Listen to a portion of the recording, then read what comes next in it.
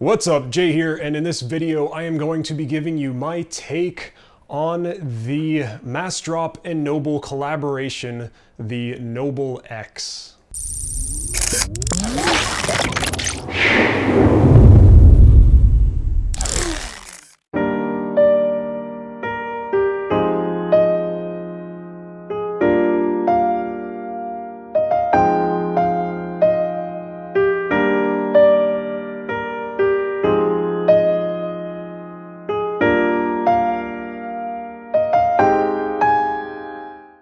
Okay, so I just want to start by going over the some of the specifications for these headphones or for these IEMs. They are a collaboration project between Massdrop and Noble.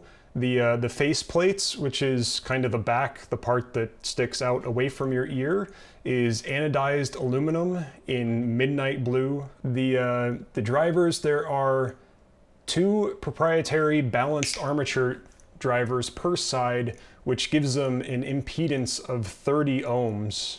We have a frequency response of 15 hertz to 20,000 hertz, kind of normal stuff there. Socket, so the housing, the actual part that the backplate, the aluminum backplate connects to, is gray ABS plastic. Okay, so included in the box with this thing, the whole thing comes in this little case here. It's I guess a cardboard tube branded with Massdrop, Noble, and the X.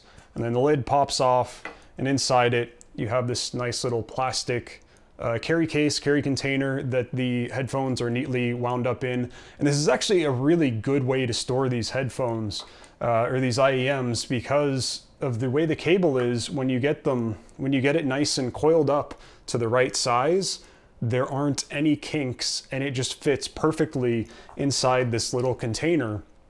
And so it's not going to get twisted, it's not going to get bent. It's just like essentially the perfect fit for these things. And I really like having this. Another thing that you'll get is a little card, Massdrop X Noble, with some specifications. And finally, you get a little bag full of the extra tips. You have a double flange tip, 2 different sizes of like the silicone spin fit tips, and then 2 different sizes of the olive-shaped foam tips. And finally, a cleaning tool, a little brush on one end and a pick on the other. Okay, so like I mentioned in these specifications, these are these do have balanced armatures in it, and because of that, they are slightly higher impedance relative to IEMs at 30 ohms. And because of that, that means that you can drive them out of something like your laptop or your phone without needing an amplifier to kind of either tone down the signal or to tame any like background hiss or anything, which would be the case in some more sensitive IEMs like my Campfire Lyra 2s. So because of that, while these do sound slightly better out of something like the like my Oppo Ha2 SE, these actually sound pretty good coming straight out of my phone. So I'll use them as portable headphones, or if I just want to hook up some headphones to my laptop without needing to hook up an amp or anything, I'll just use these. These are great for that. So for the build of these things, they are, like I said before, they are ABS plastic on the housing. That's kind of like a slightly sparkly gray, and then you have that anodized aluminum midnight blue cap. I think they look pretty good. They're pretty subtle, so they're not really flashy. They are a good size, so when you're wearing them, they do tend to stick out of your ear just a little bit more than, say, something like the Shure SE215s or the Campfire IEMs. Any of those like flatter profiled IEMs, these things will stick out a little bit more. So maybe if you have small ears, they might look a little weird, but I mean, I don't think I necessarily have big ears, but then again, I am a taller, slightly bigger person. So they are a nice build. Between the plastic and the aluminum cap, they are very, very light. And because of the fact that they work well with a phone, I actually like to use them for working out. With the Shures or my Lyra 2s, they have like a smaller stem. So I can like really compress down the foam and then put them in my ear and allow the foam to expand to the shape of my ear. And that gives a really pretty pretty decent, pretty good fit. But the only thing with these is that you can't really do that because the stem is already so thick that there's not much foam around it to really compress down. So you just kind of have to insert them. So that's somewhat of a negative, but other than that, great build quality, really light, really nice. The cable is actually something that I really like. And let me see if I can unwrap this without getting it tangled. So the cable itself, it's a nice braided cable like you would normally see. Like I mentioned in the specs, the ends here, the connectors are just these little 2-prong connectors, and they are very snug. They are very difficult to get out. So when I first got them, I pulled one out just to try it, but I don't really want to do that much because I have a feeling that these things, like the amount of force that you have to exert to get that out, you really only want to do that if you're replacing the cable, because there's probably a good chance you're gonna eventually, like if you do that a lot, you're either going to really loosen it up or you're going to break it. The other thing that I like to mention with the cable, I really like, because I mean I guess it's inherent to this kind of 2-prong design as opposed to the swivelly MMX, but it just has this kind of ear loop already built into it. And that way, when you put it in, well, that way you know automatically which ear it goes on. So there's not like, you don't have to like twist it around and kind of figure out how it fits and then like look at the thing and be like, okay, this is the red one. You can just kind of tell. So like if I'm laying in bed at night on my laptop or something and I want to listen to some music, I can just pop these in without needing to have any extra light. So that's great. That's something that I really like about these, and just the fact like they're so light, whereas they don't have that like really thick moldable piece with that strip of metal in it that makes it like they just stay to this one kind of shape and it just works. And it's really light, like you don't even feel them. They're really comfortable. You don't get this piece that straightens out over your ear and you have to like rebend it around every time you put them on. So I really like the cable that they used with this. It is the only thing, the slider here, which it's just a little clear plastic straw, essentially. Like it's almost like a little unshrunk piece of heat shrink. So not really a big fan of that, but it is what it is. It's not too terrible. Just kind of sits at the bottom for me all the time anyway. It is nice. They have this metal piece here, the splitter is branded with the Noble logo, so that's cool. And then at the end, like I said, like I mentioned with the specs, this thing's apparently gold plated, but it's just a small, really thin TRS straight. This makes it great for things like plugging it into your device and then putting your device into your pocket. So I'm really pleased with the cable that they decided to go with on this thing. It makes it really useful, really versatile, and really comfortable. All right, so now let's go on to how this thing sounds. I do just want to say, and you'll probably, if you've read anything about these before, seen anything about them, the biggest thing that you'll hear is that the tip really matters for how they sound. For me personally, the two flange, like the dual flange tips didn't even fit in my ear, like they just kind of sit loosely. So they make these things sound just like horrible and tinny and just, I can't even listen to them. The silicone tips, they take away any bass that exists. So again, it just sounds like hollow and tinny and just, I would never consider using these with silicone tips at all. I just think they sound terrible with those.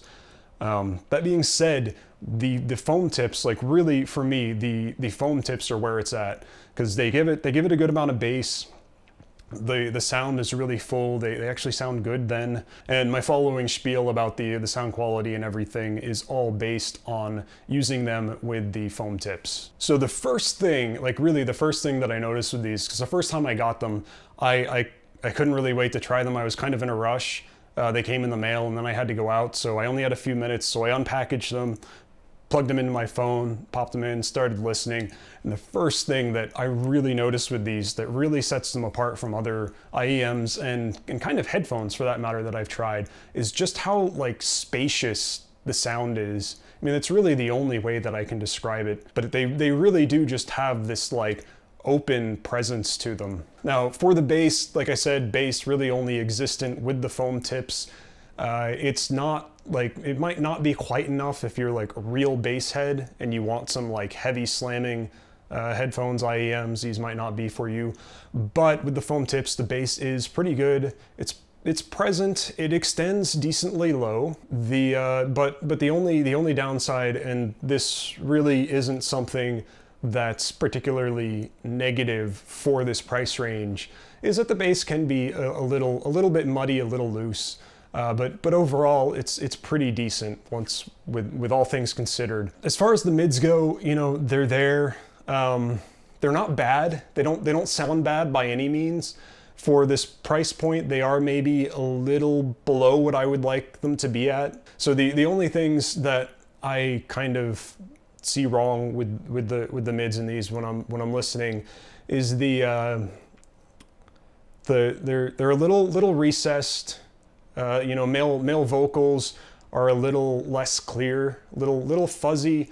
There's a little bit less detail in the mids, and you know, just generally a lower presence in that region, especially compared to something like the Sennheiser HD650s, where those just really bring out texture in the mid region, which I guess they are supposed to be more warm, but the 650s still aren't really warm. They're still, they're just slightly elevated. But anyway, I digress.